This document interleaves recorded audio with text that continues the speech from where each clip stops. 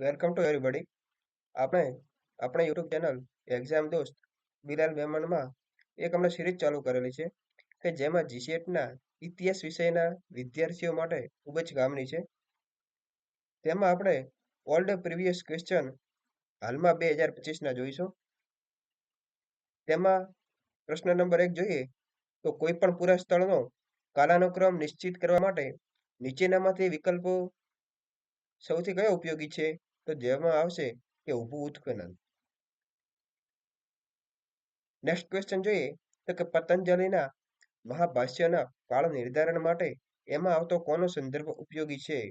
તેમાં આવશે પુષ્યમિત્ર. પતંજલિએ શૃંગ વંશના રાજા પુષ્યમિત્ર શૃંગના સમકાલીન હતા કે તેમના માટે તેમના ગ્રંથમાં પુષ્યમિત્રના સમયની ઘટનાઓનો ઉલ્લેખ હોવાથી તે સમય નક્કી કરવા માટે મહત્વનો સ્ત્રોત બને છે. નેક્સ્ટ ક્વેશ્ચન જોઈએ તો કે નીચેનામાંથી કયા તામાસ્ય યુગીન પુરા સ્થળનું મોટા પાયે આડું ઉત્ખનન કરવામાં આવ્યું હતું? તો જવાબમાં આવશે ઇનામ ગાંવ. મહારાષ્ટ્રમાં આવેલા ઇનામ ગાંવ ખાતે આડું ઉત્ખનન એટલે કે હોરિઝોન્ટલ એક્સકેવેશન કરીને આખી વસાહતનું માળખું અને તે સમયની જીવનશૈલીનો વિસ્તૃત અભ્યાસ કરવામાં આવ્યો હતો. નેક્સ્ટ ક્વેશ્ચન જોઈએ તો કે નવાસમાં યુગીન ગર્ત નિવાસ નીચેનામાંથી કયા પ્રદેશમાં જોવા મળે છે? તો જવાબમાં આવશે કાશ્મીર. કાશ્મીરના બુર્જ હોમ જેવા નવપાષાણ યુગના સ્થળોએ લોકોએ જમીનના ખાડા ખોદીને રહેતા હતા, જેને ગર્ત નિવાસ કહેવામાં આવતું હતું. નેક્સ્ટ ક્વેશ્ચનમાં હડપ્પીય પુરા સ્થળોનો સૌથી વધુ ઘેરો જમાવ ક્યાં જોવા મળે છે? તો જવાબમાં આવશે સરસ્વતીની ખીણમાં. તાજેતરના સંશોધનો મુજબ હડપ્પીય સંસ્કૃતિના મહત્તમ સ્થળો લુપ્ત થયેલી સરસ્વતી નદીના કિનારે અને તેની આસપાસના વિસ્તારમાં કેન્દ્રિત થયેલા જોવા મળે છે. આગળના પ્રશ્નમાં વાત કરીએ તો કે પકવેલી માટીનું હળ નીચેનામાંથી કયા પુરા સ્થળે મળી આવ્યું હતું? તો જવાબમાં આવશે હરિયાણાનું બનાવલી. હરિયાણામાં આવેલા હડપ્પીય સ્થળ બનાવલીમાંથી માટીનું હળ એટલે કે terracotta model of a plague મળી આવ્યું કે જે તે સમયની ખેતી પદ્ધતિ વિશે માહિતી આપે છે. ઋગ્વેદનો રચનાકાળ વધુ પ્રાચીન ઠરાવવા માટે કઈ નદીનું સુકાઈ જવું એક અગત્યનો પુરાવો છે? તો જેમાં જવાબમાં આવશે કે સરસ્વતી.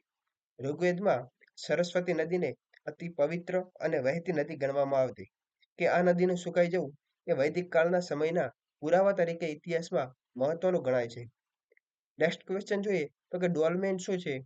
તો ડોલમેન એ મહાસ્મકાલીન સ્મારક એટલે કે મેગાલિથિક ટોમ્બ તરીકે ઓળખવામાં આવે છે કે ડોલમેન એ મોટા પથ્થરોથી બનેલી રચના છે કે જેનો ઉપયોગ પ્રાચીન સમયમાં સ્મારક કે કબર તરીકે થતો હતો. 16 મહાજન પદોનો નિર્દેશ કઈ કૃતિમાં આવે છે? તો જેમાં આવશે બૌદ્ધ ધર્મનો અંગુત્તર નિકાયમાં. દ્વિતીય નગરીકરણ સાથે સંકળાયેલા મૂર્ત પાત્રો કયા છે? તો નોર્થન બ્લેક પોલિશ વેર. ભારતમાં જ્યારે બીજું નગરીકરણ થયું ત્યારે ઉત્તરના વિસ્તારોમાં કાળા રંગના ચકચકિત વાસણોનો ઉપયોગ વ્યાપક બન્યો હતો. નેક્સ્ટ ક્વેશ્ચનમાં વાત કરીએ તો Chandragupta Maurya and his times કોની કૃતિ છે? તો જવાબમાં આવશે રાધા કુમુદ મુખર્જી.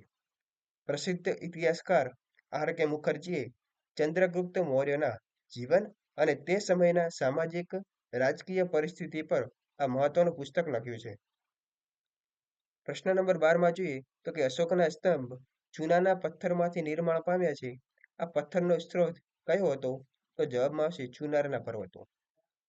મૌર્યકાલીન સ્તંભો બનાવવા માટે ઉત્તર પ્રદેશના મિર્જાપુર પાસે આવેલા ચુનારના પર્વતોમાંથી વિશિષ્ટ પ્રકારના પથ્થરો મેળવવામાં આવતા હતા.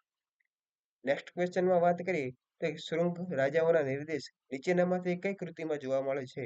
તો જવાબમાં આવશે એ કાલિદાસનું માલવિકાગ્નિ મિત્ર. કાલિદાસનું આ નાટકમાં શૃંગ વંશના રાજા અગ્નિમિત્ર અને માલવિકાની પ્રેમ કથા છે કે જેમાં શૃંગ વંશ વિશે ઐતિહાસિક ઉલ્લેખો જોવા મળે છે. નીચેનામાંથી કયા વંશે સર્વપ્રથમવાર સોનાના સિક્કા બહાર પાડ્યા હતા? તો જવાબમાં આવશે કુષાણ વંશ. ભારતમાં કુષાણ વંશના શાસકોએ સૌથી પહેલા વ્યાપક સ્તરે સોનાના સિક્કાઓ ચલણમાં મૂક્યા હતા. નેક્સ્ટ વાત કરીએ તો અહમ અને પૂરમ આ બે મુખ્ય વિભાજન કયા સાહિત્યના છે? તો જવાબમાં આવશે સંગમ. દક્ષિણ ભારતના તમિલ સંગમ સાહિત્યમાં કવિતાઓનો બે વિષયોમાં વહેંચવામાં આવી છે કે જેમાં અહમ એટલે પ્રેમ સંબંધિત અને પુરમ એટલે યુદ્ધ અને શૌર્ય સંબંધિત.